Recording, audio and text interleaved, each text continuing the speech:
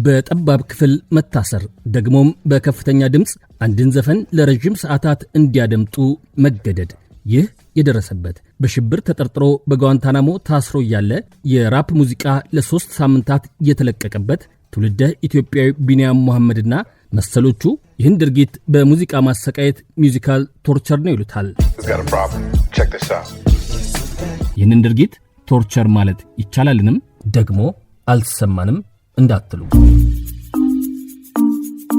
እንድታደምጡ የኢትዮጵያ የፌደራል ጠበቆች ማህበር በአክብሮት ጋብዟቸዋል። ሰላም፣ ፍቅር፣ ጤና በየቤታችን ገብተው ለሀገርም እንዲተርፉ ተመኝተናል።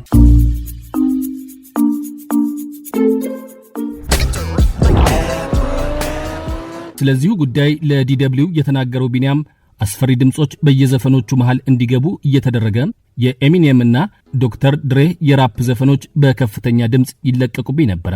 ለ3 ሳምንታት በዚህ መልኩ ምርመራ ላይ በቆየሁበት ጊዜ መተኛት የቻልኩት አልፎ አልፎ ሊያውም ለጥቂት ሰዓታት ብቻ ነበር አለም። በሌላ የእስረኛ ክፍል የነበሩና ተመሳሳይ ድርጊት የተፈጸመባቸው እስረኞች ራሳቸውን መቆጣጠር አቅቷቸው ሲጮሁ ጭንቅላታቸውን ከግድግዳና በር ጋር ሲያጋጩ ሰምቻለሁ ሲልም አከለም። ቢኒያም ከእስር ከተፈታ በኋላ ለመጀመሪያ ጊዜ በተናገረበት መድረክ እኛን ለመስበር የትኛውንም ዘዴ ይጠቀማሉ አለም። They used every single tactic they can think of to break us. በሙዚቃ ማሰቃየት ሚውዚካል ቶርቸር በአካላዊ ድብደባ ከሚፈጸም ማሰቃየትም ይከፋል። አካላዊ ድብደባ ሲደርስብኝ በመናቤ በመፈጥረው ምስል ህመሜን ረሳ ነበረም። ሙዚቃው ግን ሙሉ በሙሉ አእምሮህን ነው የሚወስድብህ። ይህንን የተናገረው ደግሞ ሩሃል አህመድ ነው።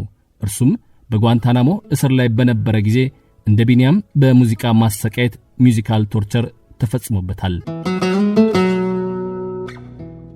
ይህንን ሲአይኤ የምርመራ ዘዴ እንጂ ማሰቃያ ወይም ቶርቸር ማድረጊያ አይደለም የሚለው ድርጊት በስፋት ጥቅም ላይ መዋል የጀመረው ከ1950ዎቹ ወዲህ ነው።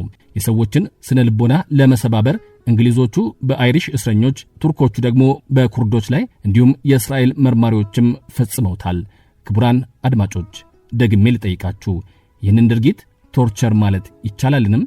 ትውልደ ኢትዮጵያዊ ቢኒያም መሐመድ ግን ነው ብሎ የተፈጸሙበትን ሌሎች የሰብአዊ መብት ጥሰቶች አክሎ ስለደረሰበት ሁሉ ተሳትፏል ያለውን የእንግሊዝ የደህንነት መስሪያ ቤት በገዛ ሀገሩ ከፍተኛ ፍርድ ቤት ከሶና ከ1 ሚሊዮን ፓውንድ በላይ ካሳ ተቀብሎ እዚያው እንግሊዝ የዘነጠ ቤት ገዝቶ ህይወት ቀጥላለች። ቢስሚላሂር ረህማኒር ረሂም ወሰላቱ ወሰላሙ ዐላ ረሱሊላህ። ሰላም አለይኩም ወራህመቱላሂ ወበረካቱሁ።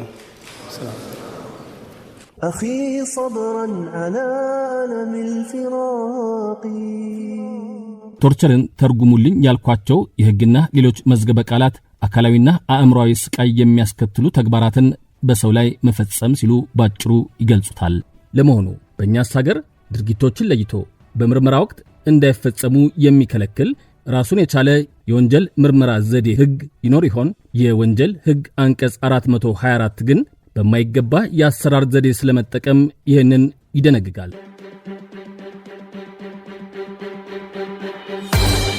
ማንኛውም የመንግስት ሰራተኛ የመያዝ፣ የመጠበቅ፣ የመቆጣጠር፣ የማጀብ ወይም የመመርመር ስራውን በሚያከናውንበት ጊዜ የተጠረጠረን፣ የተያዘን፣ በምስክርነት የቀረበን፣ ፍርድ ቤት እንዲቀርብ የተጠራን፣ ተይዞ በማረፊያ ቤት ወይም በእስር ቤት የተቀመጠን ወይም የስራት ቅጣት በመፈጸም ላይ የሚገኝን ሰው አንድ መግለጫ እንዲሰጠውም ሆነ ጥፋቱን እንዲያምን ወይም ይህን የመሳሰለ ነገር እንዲገለጽለት ወይም በፈለገው መንገድ የምስክርነት ቃል እንዲሰጥ የደለለው፣ የተስፋ ቃል የሰጠው፣ ያስፈራራው ወይም በዚህ ሰው ላይ አግባብነት የሌለው ወይም ከሰብአዊ ርህራሄ ውጪ የሆነ ወይም ለሰው ልጅ ክብር ወይም ለተሰጠው የሥራ ስልጣን ተቃራኒ የሆነ ድርጊት የፈጸመበት እንደሆነ በተለይም ድብደባ፣ የጭካኔ ተግባር ወይም የአካል ወይም የመንፈስ ስቃይ ያደረሰበት እንደሆነ በቀላል እስራት ወይም በመቀጮ ወይም ነገሩ ከባድ ሲሆን ከ10 ዓመት በማይበልጥ ጽኑ እስራትና በመቀጮ ይቀጣል። ድርጊቱ ተጨማሪ ወንጀል ባስከተለ ጊዜም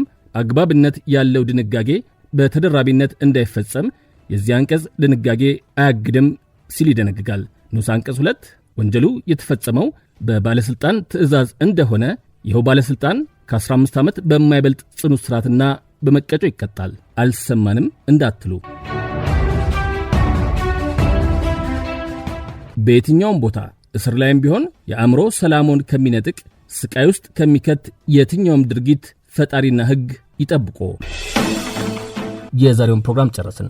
እንድታደምጡ ምክንያቱ የኢትዮጵያ የፌዴራል ጠበቆች ማህበር ነበረ።